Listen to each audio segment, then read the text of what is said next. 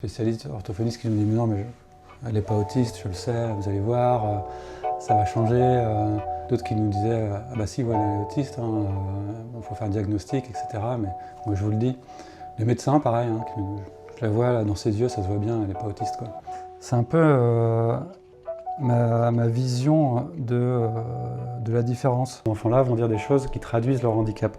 Celui-ci il est très représentatif, c'est écrit « La lumière elle fait trop de bruit ».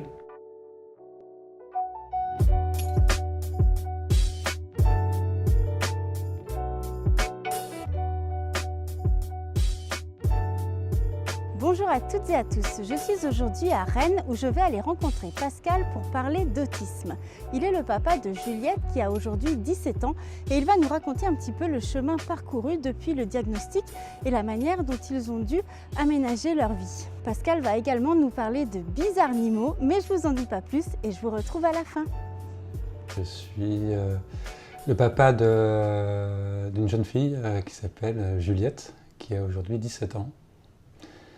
Et donc cette jeune fille qui est autiste en fait, qui a des troubles autistiques, du spectre autistique. Sa naissance a été difficile parce que c'était un gros bébé. Mais ensuite, les choses se passaient relativement bien, elle pleurait beaucoup. Ça ne nous a pas éveillé l'attention plus que ça. Mais tout de même, il y avait des pleurs assez forts et le langage qui est venu relativement tard. Donc, on ne s'est pas forcément dit tout de suite qu'il pouvait y avoir un souci de cet ordre-là. Mais c'est une infirmière de la PMI, donc on amenait Juliette à la PMI tous les samedis matins ou mercredis matins, je ne sais plus trop, pour avoir un peu de répit, quoi, comme ce que font les parents. Et c'est elle qui nous a alertés, qui nous a dit que peut-être il fallait s'intéresser à Juliette du point de vue de son comportement et d'aller voir des spécialistes parce qu'elle constatait qu'il y avait un décalage entre elle et les autres enfants, puis bon, elle avait l'habitude. Donc c'est ce qu'on a fait. Parce que quand vous dites qu'elle a parlé tardivement, c'était vers quel âge? Je me souviens plus, alors je suis très mauvais sur les dates, mais plus tardivement que les autres. Okay. Et je me rappelle, son premier mot c'était dents, parce qu'elle devait se brosser les dents, je pense, j'en sais rien. Enfin, c'était une victoire pour nous. Ouais, elle a dit dents. Et donc, ça validait le fait qu'elle pouvait parler, comme les autres. Enfin, on n'a pas attendu d'avoir un diagnostic. D'ailleurs, à ce moment-là, on ne parlait pas du tout d'autisme ou quoi que ce soit. On n'en savait rien du tout, mais ce qu'on savait, c'est de toute façon, quel que soit le problème, il fallait prendre des séances d'orthophonie, quoi, en gros. Ça, c'était la première chose, et de psychomotricité. Donc ça, c'est ce qu'on a mis en place petit à petit. Donc elle a été suivie relativement jeune de ce point de vue-là, ce qui est très bien, ce qui est très important, parce qu'en fait, plus ces enfants sont suivis tôt, plus il y a de chances qu'ils fassent davantage de progrès ou qu'ils s'adaptent mieux au rythme qu'il leur est demandé ensuite, quoi. Parce que tout ça, en particulier la psychomotricité au départ, c'est une histoire d'adaptation à leur environnement, quoi. Donc, savoir faire même des gestes tout simples qui peuvent être pour tout le monde entendus comme une évidence, même pour des petits enfants. Le sont pas pour ces enfants-là. Vous avez un exemple? Faire ses lacets, faire ses boutons, l'équilibre, manger et bien manier, comme je sais pas, des couteaux et une fourchette. Enfin, tous les gestes de la vie, mais ça peut être aussi courir et s'arrêter suffisamment loin pour pas rentrer dans la personne que Juliette voudrait, par exemple, prendre dans ses bras. Donc il y a beaucoup de choses. Il y a énormément d'exemples qui sont des choses qui sont intégrées pour tout le monde en fait à partir d'un certain âge. Et donc on ne se rend pas compte en fait que ça peut poser des difficultés pour ces enfants-là. Or, si. Et du coup, avant même de rentrer dans la socialisation et de se poser aussi des questions d'éducation et d'apprentissage, si on ne règle pas ça, ils n'arrivent pas au stade justement de l'apprentissage, quoi, et des relations sociales telles que nous on les entend. Là, à ce moment-là, les spécialistes, qu'est-ce qu'ils vous disaient? Alors là, on a un peu de tout. En général, ce qui est certain, c'est des gens de bonne volonté, donc qui veulent aider, qui ont leur discipline, leur spécialité. Donc après, on a eu des spécialistes orthophonistes qui nous disent non, mais elle n'est pas autiste, je le sais, vous allez voir, ça va changer, là, je la vois progresser, c'est phénoménal, etc. D'autres qui nous disaient ah bah si, voilà, elle est autiste, hein, bon, faut faire un diagnostic, etc. Mais moi je vous le dis. Les médecins, pareil, hein, je la vois là, dans ses yeux, ça se voit bien, elle n'est pas autiste, quoi. Moi j'en ai vu beaucoup, mais pas elle. Donc il fallait de toute façon qu'on fasse un bilan complet, ce qu'on a fait à l'hôpital de Bray en fait, à Paris. Elle avait quel âge à ce moment-là?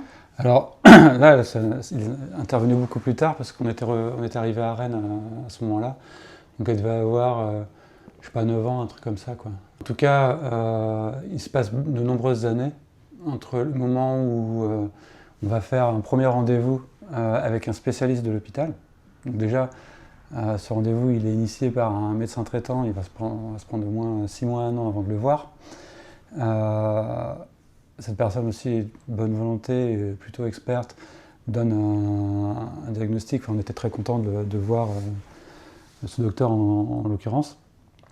D'une certaine façon, je ne dirais pas qu'il nous rassure, mais le fait que lui dise si, il y a bien des raisons de se poser les questions, elle est potentiellement autiste. Quelque part, ça valide des choses qui pour nous sont parfois des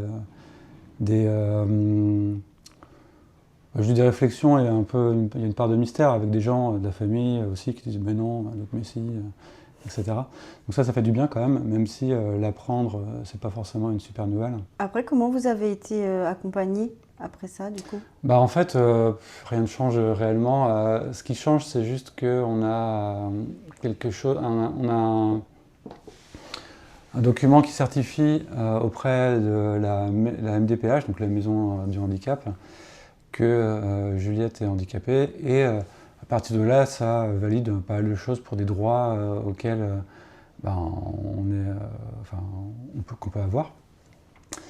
Et notamment le fait qu'elle aille d'abord en section Ulysse pour son éducation, qu'elle ait qu'on ait des aides financières aussi, en cas de limitation de l'activité professionnelle ou pour les frais que ça peut engendrer. Donc là, on rentre dans le monde merveilleux de la MDPH, qui est très très très complexe, avec des dossiers très très compliqués à renseigner et à faire assez régulièrement. Donc tous les parents d'enfants handicapés pourront vous parler de ces épreuves de la MDPH. On ne rencontre jamais personne d'ailleurs de cet organisme-là en fait, hein. Ça se passe juste par dossier. Donc ça nous aide par rapport à ça, mais on n'est pas aidé du point de vue relationnel. C'est pas du tout, c'est des échanges qui sont purement administratifs. Et ensuite sur l'aspect relationnel, ça reste très très compliqué. En fait, il faut se trouver des référents qui vont pouvoir nous aider. Nous, clairement, c'est quelque chose qui nous manque aujourd'hui. Il nous manque quelque part un genre de chef d'orchestre qui soit expert et qui puisse connaître très bien Juliette pour donner des vraies orientations. Donc on envoie des experts, mais ce sont des personnes qu'on va voir tous les 6 mois, tous les ans peut-être. Au final, ils ont une connaissance de Juliette qui est très partielle. Il n'y a que nous qui la connaissons très bien en fait. Donc en fait, tout ça repose sur nous quand même. Les choix qu'on fait, avec qui on doit travailler, et ce qu'on va faire. Aujourd'hui, Juliette, elle voit toujours une orthophoniste, elle ne voit plus psychomotricienne. On a pour projet qu'elle voit à la place une ergothérapeute, c'est des disciplines un peu différentes. Et elle voit aussi une psychologue. En plus d'aller à l'IME, on pourrait rajouter plein d'autres spécialistes dans son agenda déjà chargé, mais ça fait déjà beaucoup en fait, quoi. Vous, en tant que papa, en tant que parent en tout cas, j'ai l'impression que vous avez dû quand même beaucoup modifier votre vie, j'imagine aussi professionnelle. Oui, tout à fait. Pour vous adapter à Juliette. Comment ça s'est passé pour vous? Alors ça s'est passé graduellement. Initialement, on était, moi et ma compagne, en région parisienne, avec des jobs assez prenants. Et on a toujours réussi à combiner les deux, mais à un moment donné, c'est devenu quand même beaucoup plus fatigant. Et on a fait le choix de revenir sur Rennes, ce qui est le lieu où on est originaire d'Ille-et-Vilaine, notamment pour être plus proche de la famille, parce qu'on avait besoin d'aide. Et donc, quand on dit famille, on pense grands-parents. Et donc, nos papas et mamans respectifs étaient là pour nous épauler dès qu'il fallait garder Juliette, notamment, pour un oui ou pour un non, hein, soit parce qu'elle n'allait pas bien, soit pour l'emmener à des rendez-vous. Ma mère, comme le père de ma compagne, ont amené Juliette des années dans ces rendez-vous de psychomotricité et d'orthophonie, pour nous permettre de maintenir notre activité professionnelle. Est-ce que vous travaillez dans quel secteur? Alors, là, à l'époque, moi, j'étais directeur commercial, enfin, j'étais responsable commercial et fonction de direction quand on est revenu sur Rennes, dans une entreprise qui fait un logiciel de gestion pour le spectacle vivant. Et ça, j'ai fait ça jusqu'à l'année dernière. Là, ça devenait, au fil des années, ça devenait quand même de plus en plus compliqué entre les responsabilités du métier et le fait de s'occuper de Juliette, parce que plus ils grandissent, en fait, plus c'est compliqué. Moins il y a de solutions. Soit parce que les grands-parents ils vieillissent, soit parce qu'aussi il y a moins de solutions d'accueil pour des adolescents, par exemple.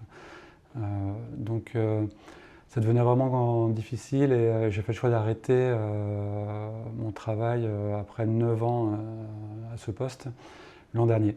Et du coup, maintenant, alors, malgré tout, j'étais même à 90% pour autant, mais c'était pas suffisant, quoi. Il fallait plus de temps. Et donc, je suis depuis cette année enseignant. Voilà. J'ai pris les fonctions d'enseignant contractuel au lycée Couette-Legon à Rennes. Et pour l'instant, je suis à mi-temps, ce qui va très bien parce que ça nous permet justement de gérer au mieux les contraintes de s'occuper de Juliette. Et ma compagne, elle est à temps plein. Elle maintient son travail, qui est aussi des responsabilités commerciales. Depuis toujours, moi j'aime bien dessiner, donc je faisais beaucoup de choses en dessin. Et souvent, avant d'aller au boulot d'ailleurs, je me posais dans un café et je faisais des petits dessins. Voilà. J'ai toujours fait ça, histoire de décompresser. Et j'avais commencé à faire des dessins d'animaux comme ça, qui sont des animaux hybrides. Je ne sais pas si vous les voyez. Des mélanges d'animaux. J'avais juste comme objectif de rendre ces animaux-là le plus naturel possible. Souvent, on appelle ça des chimères, hein, des animaux mélangés comme ça. Et souvent, dans le cadre de chimères, on va avoir des animaux qui ont des différences très très frontales, où on va avoir l'arrière-train d'une biche par exemple, et puis l'avant d'un tigre. On va s'en rendre compte tout de suite. Et moi, mon enjeu, c'était de les rendre le plus naturel possible. De faire en sorte qu'au premier regard, on ne se rende pas compte que ces animaux n'existent pas en fait dans la réalité. Alors, on le voit quand même, hein, évidemment, mais ça ne saute pas forcément aux yeux quand on les voit. Et donc je dessinais ça, c'est venu un peu naturellement, hein. Des fois l'inspiration vient en dessinant, mais de fil en aiguille c'est devenu ça, parce que ça me parlait beaucoup, donc voilà le jeu, dans le sens où c'est un peu ma vision de la différence. Dans le thème de handicap, il y a quelque chose qui revient souvent, c'est la différence. Les gens en parlent tout le temps. Et d'un côté, on va dire la différence, on veut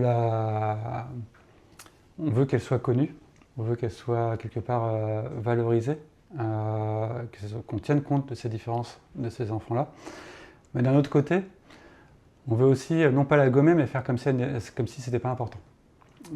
Parce que souvent il y a des slogans, on est différent et alors, pour en gros encourager une certaine acceptation. Et alors je trouve que c'est un petit peu paradoxal ces deux injonctions-là, à la fois de clamer la différence et de faire comme si elle n'existait pas. Je comprends les deux.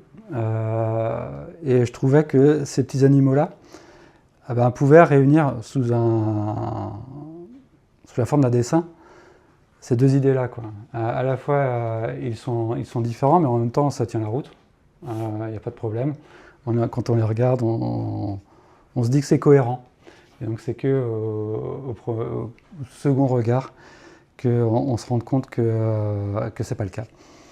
Et donc, j'avais fait ces dessins-là, et j'en avais fait une version de Memory, comme ça, pour jouer avec ma fille.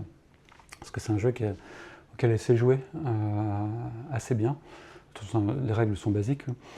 Et j'en avais fait une version artisanale, faite en fait commandée sur un site de carte de visite en ligne.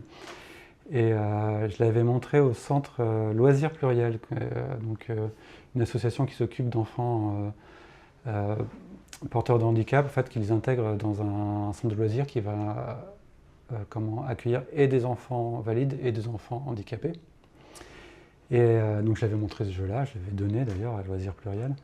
Et la directrice de l'époque m'avait dit « Mais Pascal, c'est super ce jeu-là, il faut que tu en fasses, faut que tu l'édites, que tu produises en plusieurs exemplaires, parce que comme ça, on pourrait les vendre au profit de l'association si tu es d'accord. » Et bien sûr que j'étais d'accord, donc on a contacté un imprimeur, et c'est comme ça en fait que le jeu, dans sa version finale, est né. Et donc il a été fait au profit de Loisirs Pluriels, qui est l'association justement dans laquelle est ma fille et dont j'ai des fonctions de représentant sur Rennes actuellement. Et on en a fait comme ça.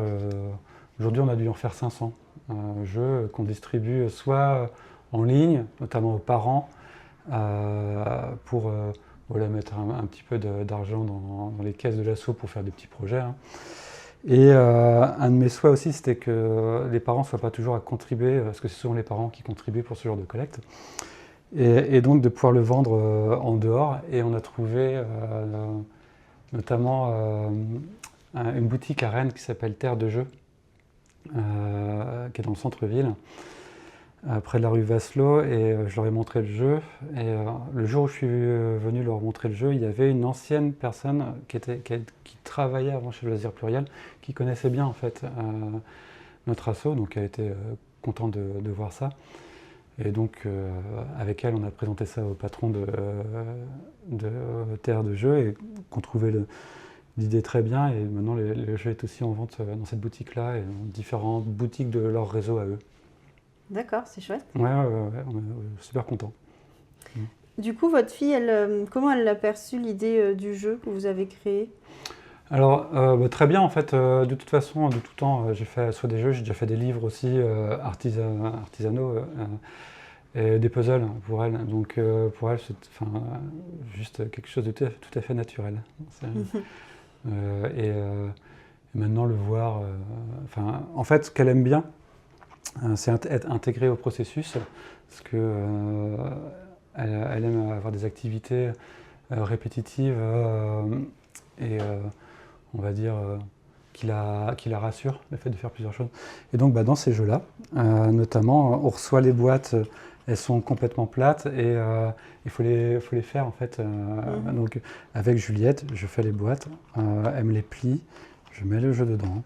Et une fois que le jeu est fait, on va l'envoyer quand on a une commande. Ensuite, sinon on l'amène à Terre de Jeux, par exemple. Donc, en fait, c'est mon assistante. On se déplace ? Oui, on se déplace. Il y aura un peu de soleil, hein, je vous préviens. Mais... Oui, c'est pas grave. Ouais. On a aussi lancé une autre initiative l'an dernier. Pareil, c'est notamment grâce à Juliette, qui est une bonne inspiratrice.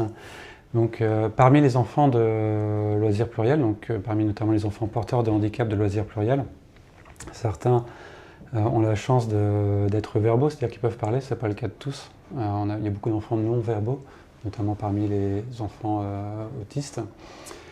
Ce n'est pas le cas de Juliette. Juliette, elle parle.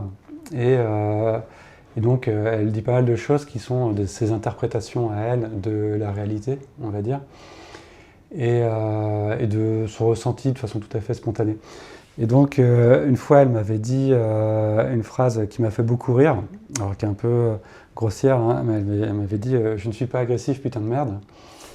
Et donc ça c'est pareil, un matin avant d'aller au boulot, j'en ai fait un dessin dont l'idée était le dessin devait contrebalancer le message un peu agressif, donc j'avais mis des petites fleurs, voilà, des petits cœurs, etc. Pour aller un peu atténuer le message, parce que ça me faisait beaucoup rire. Et avec une collègue du bureau, elle m'a fait la surprise d'en faire des stickers, parce qu'elle le trouvait bien, et de le vendre au profit de l'association. Donc là, de là l'idée a germé, on s'est dit, mais en fait, on va faire plus que ça, on va en faire des badges. Et surtout, on va demander au réseau Loisirs Pluriels, donc les directrices, les directeurs, les parents, les animateurs, animatrices, de me dire si jamais leurs enfants ont ce qu'on appelle des pépites, donc des phrases comme ça qui sortent de l'ordinaire, de me les envoyer pour les travailler sous un côté graphique et d'en faire des badges qu'on vend au profit de l'association. Et alors c'est devenu quand même, moi je suis très attaché à ce projet-là parce qu'il a des vertus, on va dire, pédagogiques. Notamment, ces enfants-là vont dire des choses qui traduisent leur handicap. Celui-ci, il est très représentatif, c'est écrit « La lumière, elle fait trop de bruit ». Donc c'est un très jeune enfant qui a dit ça et qui traduit bien en fait l'envahissement sensoriel que ces enfants peuvent avoir, que nous on ne perçoit pas, soit à cause de la lumière, du bruit, ça peut être les odeurs, le mouvement, beaucoup de choses qui les empêchent de se concentrer ou d'être à l'aise. Et donc la lumière elle fait trop de bruit, ça traduit bien ça d'une voix enfantine. Donc voilà, je trouvais que c'était bien et j'adore aussi l'idée que ces enfants peuvent être porteurs de paroles et que ces paroles-là peuvent être mises en lumière. Donc c'est eux les auteurs en fait de ces mots-là. Et je trouve que c'est une belle façon en fait de les rendre acteurs d'un projet, parce que sans eux, ils n'existeraient pas. Et de leur donner une place aussi dans un paysage artistique, parce que je considère ça aussi un peu comme de la poésie, d'une certaine façon, quoi. Ils ont une vision différente du monde, et ils la retranscrivent à leur façon. Donc moi, quand j'entends des phrases comme « tu sens le scarabée », ou « je suis pas un mec, je suis une cabane », ou « les méchants ne sont pas invités », je trouve ça beau, ou je trouve ça drôle, et je pense que ça mérite d'être partagé. Voilà, c'est la fin de cette vidéo. Je vais vous mettre en commentaire les liens si vous souhaitez vous procurer Bizarnimo ou bien les badges. Regardez, moi j'en ai deux. J'en ai plusieurs, hein. J'ai celui-là et celui-là. Ils sont en vente au prix de 3 € et les recettes, elles vont être entièrement reversées à Loisirs Pluriels. Donc c'est une bonne manière de les soutenir.